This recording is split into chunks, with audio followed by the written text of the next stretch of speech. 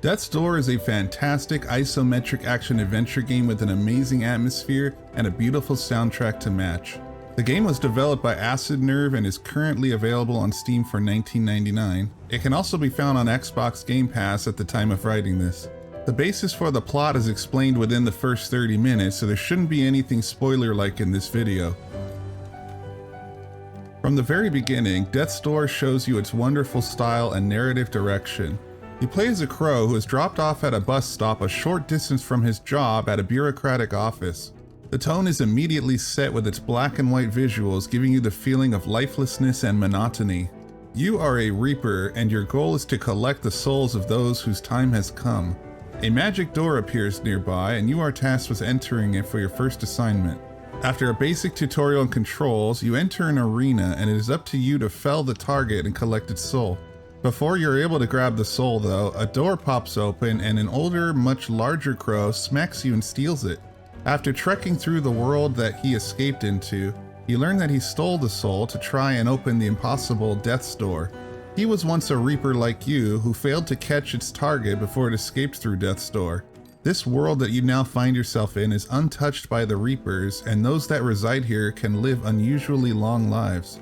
It turns out that the soul that was taken from you was not good enough to open Death's Door on its own, and it will take the combination of 3 others from this world to open it. The old crow tells you that once you open Death's Door, you both will be able to return home. The gameplay in Death's Door starts out simple enough and develops more interestingly throughout. You are given a sword to start, but by traveling around, you will pick up various others such as a pair of quick blades and an umbrella.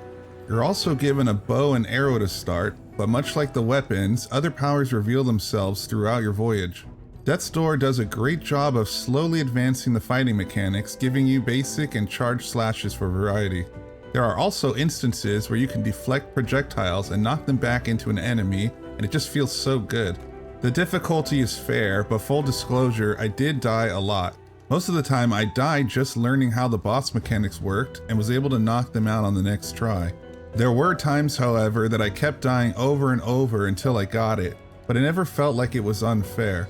It was simply me just learning the mechanics and practicing until I got it right.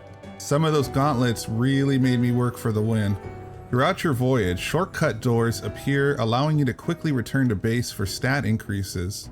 If you manage to collect enough souls by defeating enemies or finding them, you can use them to upgrade things like strength and dexterity. The sword that you're given to start is great, but if you're looking for something harder hitting or quicker, you need to travel off the beaten path to discover them. The enemies in the game are simple enough on their own, but in the many gauntlets the game throws your way, you will end up having your hands full before you know it.